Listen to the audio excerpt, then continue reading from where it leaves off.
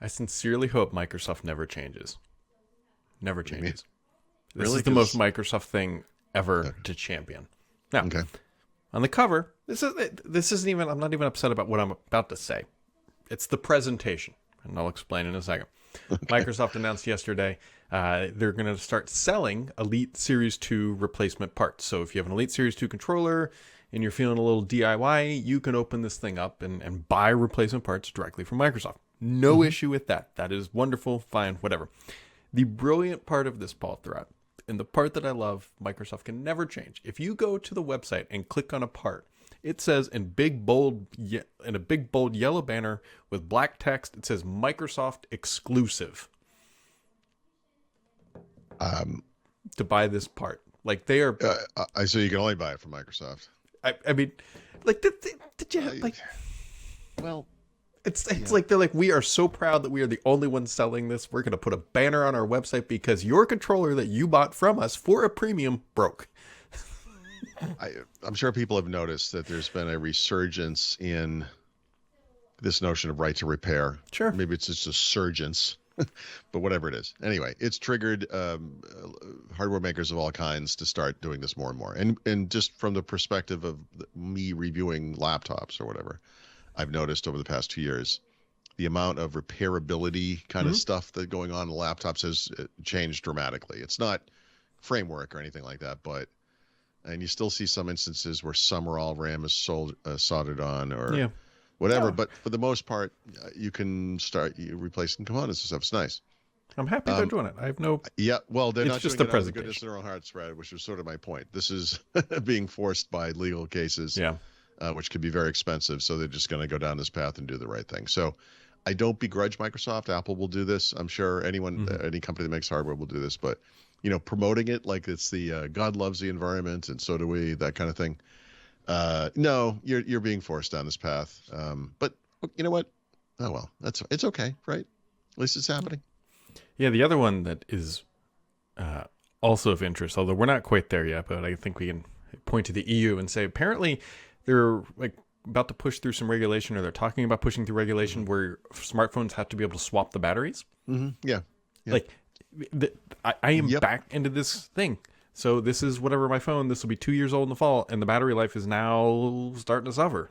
And I don't need to replace the phone. It's just the battery is starting to suck. It's impossible to talk about the iPhone without expressing all of the wonderful things it brought to the world and the revolution that it was. There's no doubt about this. I'm not undercutting that at all. But I've made this observation about different things about the iPhone, and it is amazing to me what we gave up to get all those revolutionary things, right? One of them was like a battery that lasted for days, right? One of them was a battery that could be replaced, Back when Windows Phone 7 first came out, I went through a variety of phones. I'm not going to remember exactly which one this was, but I bet all of the Samsung phones that we had at the time, the Focus S, the Focus 2, whatever, had this like really thin plastic back. And I distinctly remember one time I was at Penton, the company that owned Windows IT Pro, and I was running up the stairs, and I dropped my phone, and it hit this thing and exploded into, it was like the front of the phone, the back of the phone, the battery, and I think even the SIM card. All of it was just all over the floor. And this woman I work with was like, oh my God, and I'm like, no, it's fine. This happens all the time. Like this, it can do this, And one of the beautiful things about that was if you were out in the world in a busy day of taking pictures, whatever you're doing, you could bring this little battery.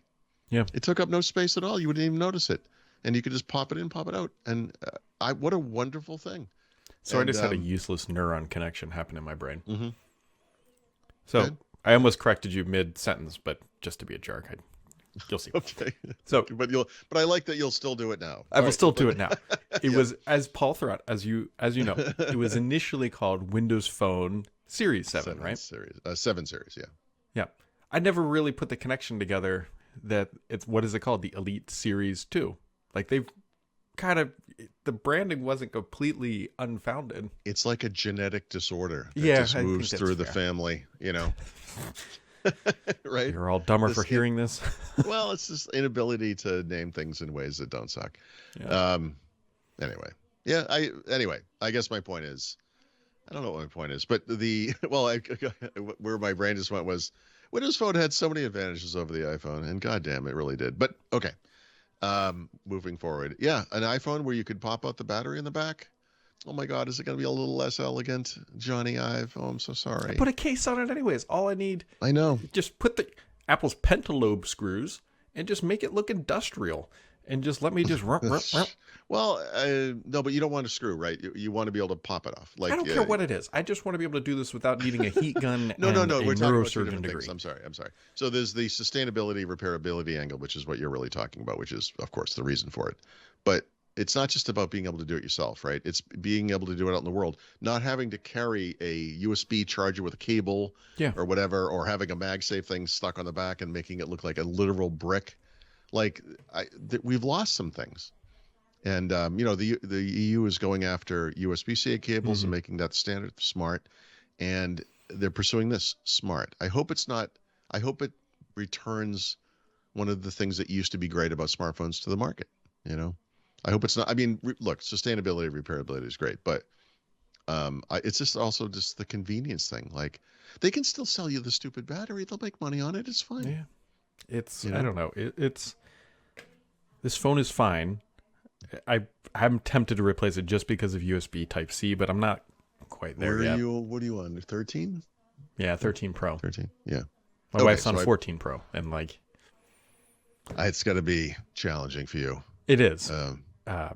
It's sure. I know that dynamic island is calling out to you, dude. I can't tell you how much I have not thought about that thing, other than the first 38 seconds my wife had the phone. I was like, that doesn't really do that much, and then.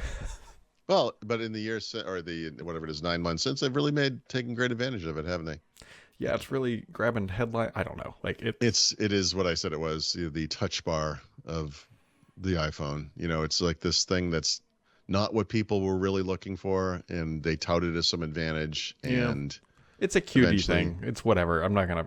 The thing that would USB-C, and I don't know if they're gonna do it. The underscreen fingerprint reader would actually probably get me to jump. I don't like face unlock.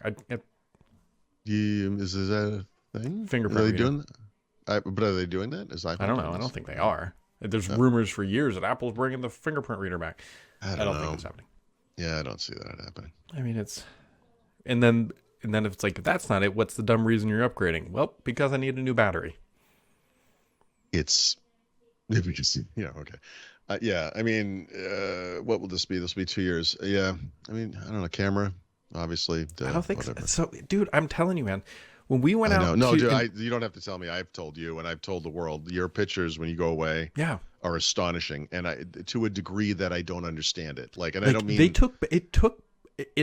I would say in half the scenarios, it was taking better photos than my wife's 14 Pro, because I was trying to, like, dude, we were walking through Yosemite and my wife's like, why does your picture look better than mine?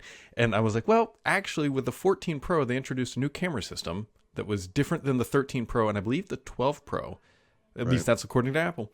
And I was like, I don't know, maybe this has just more maturity. And then I was like, maybe you just suck at taking photos. I might've left that one out, but I was thinking it. And no, your photos are notably good. I also find it irritating. I don't know. I don't know how to explain it. I mean, and I don't mean that as a dig at you. I just don't. I don't know. They're just great. So I don't know what to tell you. Well, I had good lighting, and it's easier to take good pictures when you're in national parks. So I hear you. I know, but I don't know. I spent a lot of time looking at phone photos. Yours are great.